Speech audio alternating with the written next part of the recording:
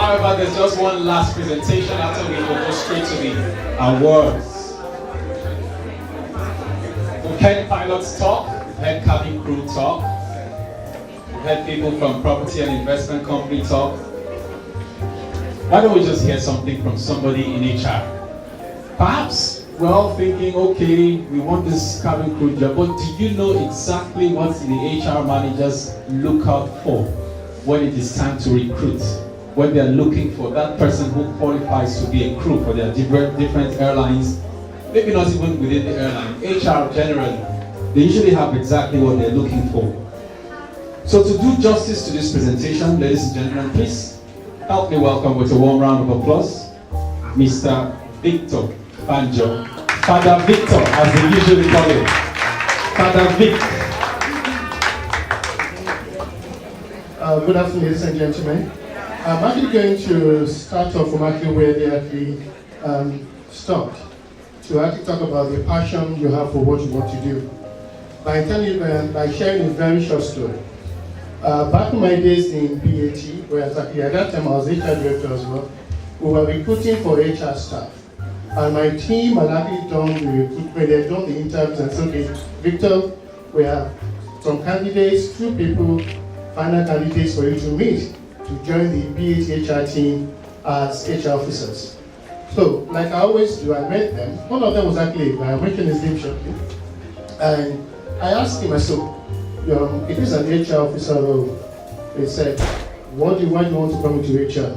He told me, well, I'm actually saving up for actually what I want to do as my real career. You would think I would have said, this guy doesn't want to work in HR, so why recruiting?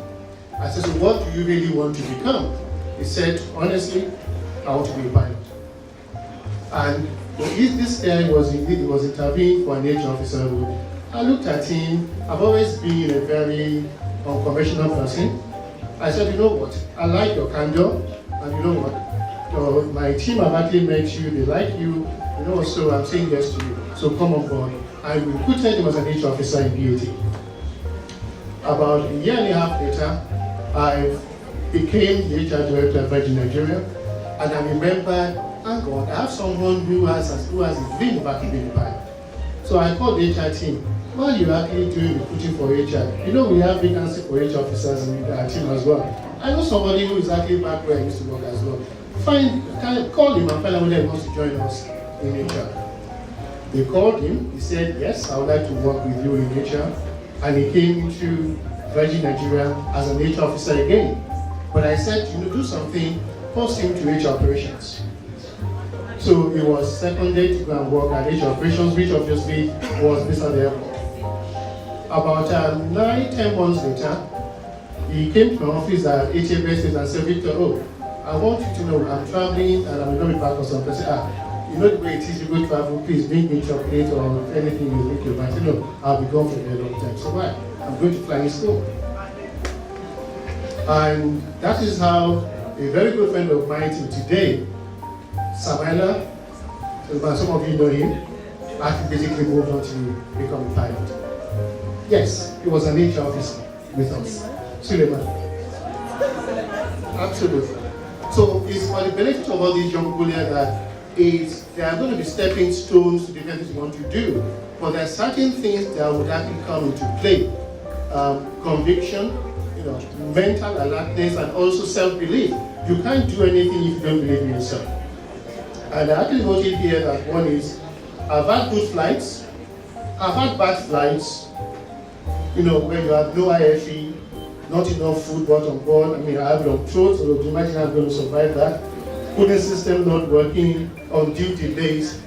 But what made the difference on those flights? So that the people who actually were able to actually work under very difficult situations to actually ensure that at the end of the day, you survived the flight from Lagos to London, no IFE, but they kept going, they kept up a very brave face, they kept on smiling, and they were also very good at keeping you, informed about the situation you're coping with.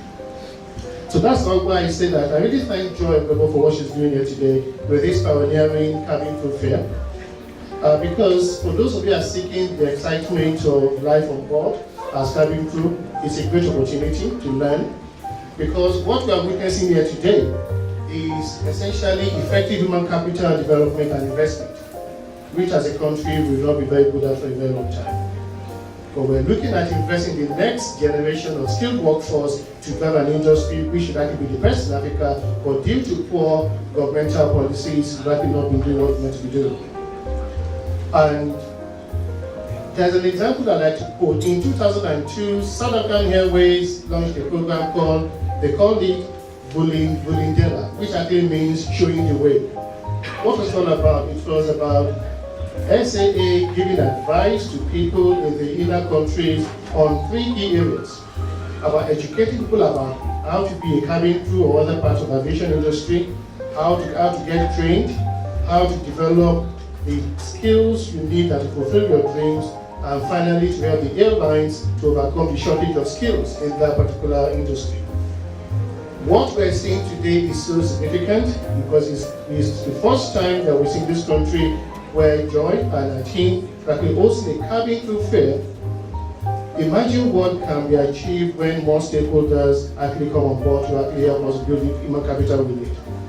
The industry will continue to grow. Back in 2011, Boeing actually did a survey that between 2011 and 2030, we're going to have additional 35,000 aircraft joining airlines all over the world.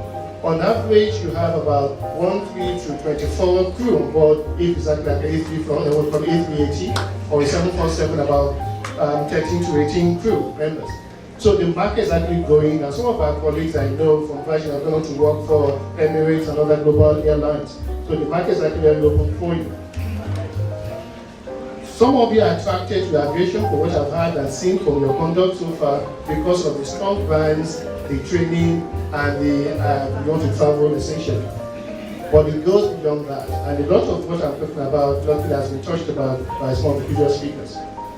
As an HR practitioner who has overseen recruitment for over 1,000 crew members and also spent time in the simulator, and that's the key thing, you can't advise management about how to recruit if you have not been with them to understand the challenges and also the stress they actually go through.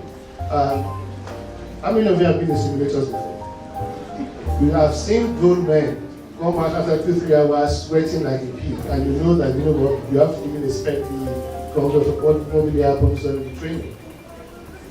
To be successful, you should be intelligent and quick, with critical thinking skills and the ability to analyze situations and remain calm during stressful scenarios, as we've been told today. Some of the best conversations I've had have actually been on board. We've met people with MBAs, with MSCs, working on crew. When I was asked to contribute to the curriculum in Virgin, they said, what do you think we should have? I said, we must insist on anybody coming on board to have a very good education. And they said, it's going to be a degree as a minimum, and if you have a master's degree, better, because beyond cabin crew, they're going to move on to actually do other things and become entrepreneurs and build their careers in future. And we've added today, everything you do in life has a maximum career tenure. So beyond standing in the cabin, what else would that do? So we are saying you should be able to multitask and manage the needs of various parties at once with various emotional states. And people like me are very good travelers. I'm very calm. I don't argue with cabin crew because I understand the challenges they face. So why should I add mine to those challenges? And I also have some really fun memories of some of our crew members who claimed they could swim when they were being interviewed, and when they came to the young, some of you believe yourselves.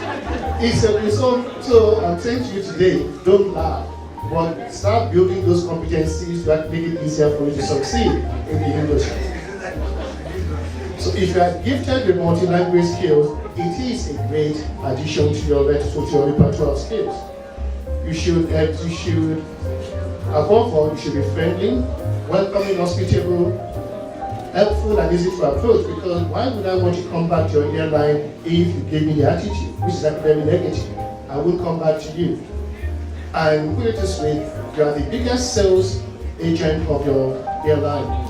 And when people complain about the service of an airline, yeah, we have all these OTP issues, but essentially it has to do with the people contact that we tend to remember the most. And passengers want to know that the people on board are playing with them, know what is happening, which is good for reassuring people and can address their needs in various areas of endeavors to their concerns with efficiency and cleanliness. So it's actually very tough training schedule to go through as well. To the airlines present here today, I must say thank you very much for the candor, the honesty with which you've actually spoken, because it is not right for people to come into the industry thinking it's not going to be a bed of roses. You need to be very clear about the realities of it, and thank you so much for the way you've actually done that today.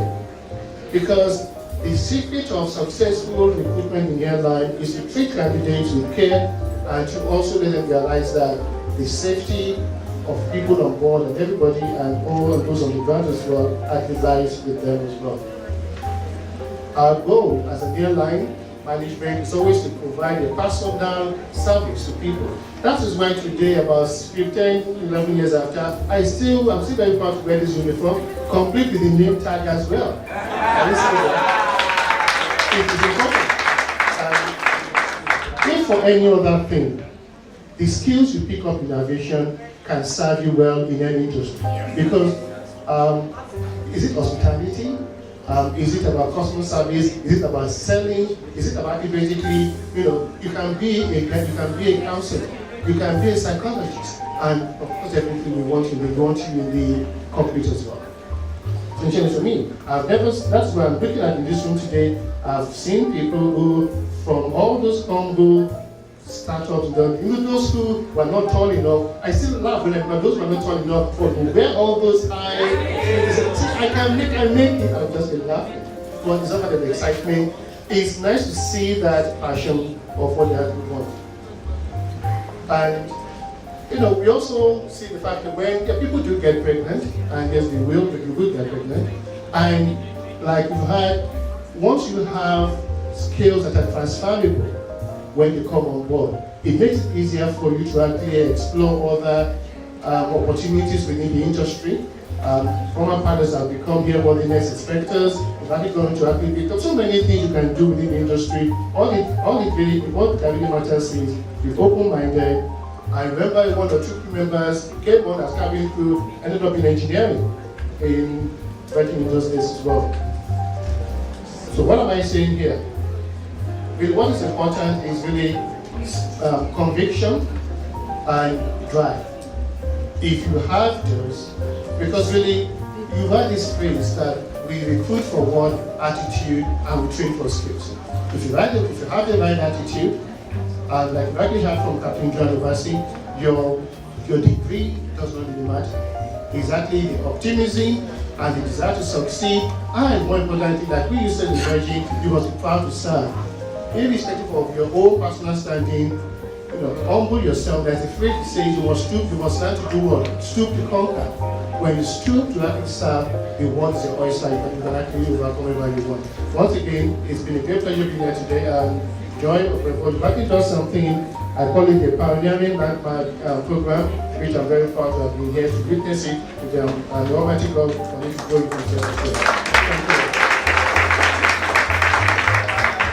Thank you very much, Father Victor and Joe.